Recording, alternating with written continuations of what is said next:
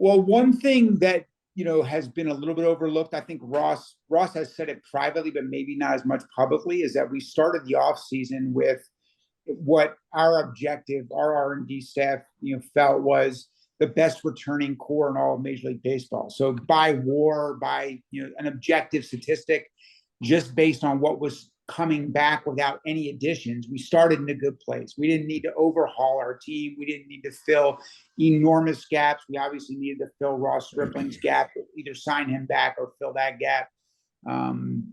So I think that, and we had goals of wanting to thicken out, or improve the rotation.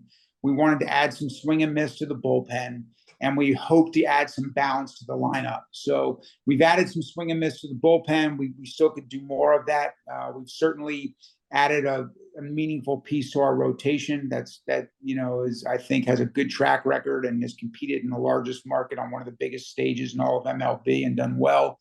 And there's a lot of offseason left. I know people panic, and as long as I've been doing it, winning the offseason game often does not result in winning the in-season. So the teams that win November and December are often not the teams winning in August and September. So, I think we're in a good spot. There is a lot of offseason left. I would expect us to make more moves, whether that's trades or free agents. I'd expect us to add some players. We still have flexibility, and what we'll be looking to do is probably bullpen focus and lineup balance focused. I'm intrigued by this question. The three of us are all of you're a little younger, but we're all of a certain age where we can remember when a starting pitcher used to aspire to throw a complete game. That was an aspiration, and it happened with some regularity. That doesn't happen anymore. Now we have starting pitchers who, if they throw 6, you're happy. If they throw 7, you're ecstatic. The chance of a starter going into the 8th or 9th is a rarity. I don't know how many times it happened with you, but not very often, I would assume. So the question then becomes, is starting pitching still as important as it was? Do you spend more time thinking about the bullpen?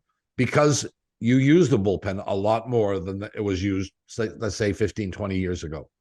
It's a great question. Have you seen the Nolan Ryan documentary, by the way? I have. It's a great one, isn't it? It's fantastic. And yeah, it gives you an idea.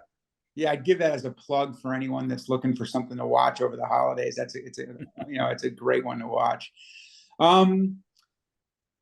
I guess what I'd say is we still think that the starting rotation is essential, because the bullpen cannot maintain effectiveness if you don't have starters that are getting you at least to a certain point in the game. They're going to be overworked.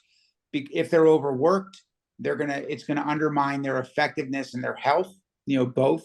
So for a bullpen to perform at the level you expect or plan, you need to get, now what has changed is it doesn't need to be quite as deep as it was before. And that's not based on someone's opinion, Bob. That's based on objective analysis that says these guys are not as effective, deeper into the game. And if you choose to be the one team that thinks you're going to figure that out and do it. Now, there are beasts out there that, there's only a few of them that go deeper in games. Garrett Cole, although the Yankees have stopped doing it with him to some extent. Certainly Justin Verlander at his best, Jacob deGrom at his, but I'm talking about, it's like 5 to 10 guys, right, that are like that. So, and we did it with Alek Manoah occasionally. We let him go a little bit deeper than other guys did. Anyway, that's the best answer I can give you to that. Well, I'm interested. You mentioned Manoah, and it's interesting because my follow-up to that would be, if Manoah is going into his 3rd year, I guess, is there a chance you do even a little bit more of that now? I think that'll be something that'll be part John Schneider's feel. Yeah. It's not going to be something planned out. It's going to be a little bit his feel, watching him, how he's attacking lineups. It's going to be somewhat dependent on Alex's development of his 3rd pitch. I love the fact that he continues to work on it. He's not just relying on sinker slider. He continues to work on his changeup. Even last year when it got hit, he would come back and throw it. Most young guys, when it gets hit, they stop throwing it. So if that pitch becomes a weapon for him, I think that changes the way he can go through a lineup. Lots of people are concerned about Barrios and what he did last year. Are you as concerned as the fans are? Not really. I'm bolstered by two things.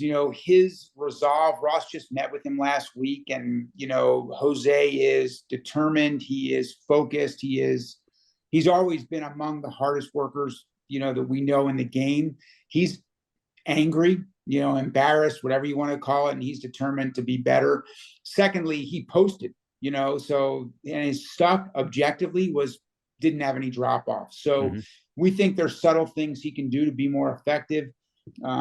We're certain, and I think, that he was also a little bit unlucky. That's, again, a fact. If you look at the objective analysis out there, it wasn't just that he was hit hard. So reducing the number of homers, being a little more lucky, and maintaining his, his stuff and health, I think he's a good bet to have a better year. At this point in his career, do you think another pitch would be helpful, advantageous? It becomes more difficult as you get older, I think. I don't think that's the key for him. I think locating the pitches and using them effectively that he has are more than enough. Yeah. What's the club's philosophy on velocity? Because everybody, in particular out of the bullpen, in watching all the playoffs, there always seemed to be that one guy that was 101 or 102, and at least one. Yeah, and yet I didn't. We honestly, and it's. I don't think it's being critical. I think it's being objective. I don't think we saw that kind of velocity out of the Blue Jay bullpen. Well, Romano throws that hard when he's at his best. You think? Yeah. Okay. Well, he does when he's at his best. I mean, he's hit 98, 99. Okay. We've got a lot of mid 90s guys. I mean, our philosophy is we want guys that get people out. There are guys that throw 100 and get tracked pretty well, and there are guys that don't. So our bullpen was upper third in MLB, not the best, not one of the best five, could be better. And again, I think, the lesson being, and it's careful, you got to be careful to design a club for postseason, but swing and miss in the bullpen in postseason definitely is meaningful. So our bullpen was good over the season. It'd be good to think about trying to add a little more swing and miss to the bullpen. I've already addressed that. I already said that was one of Ross's goals coming into the offseason.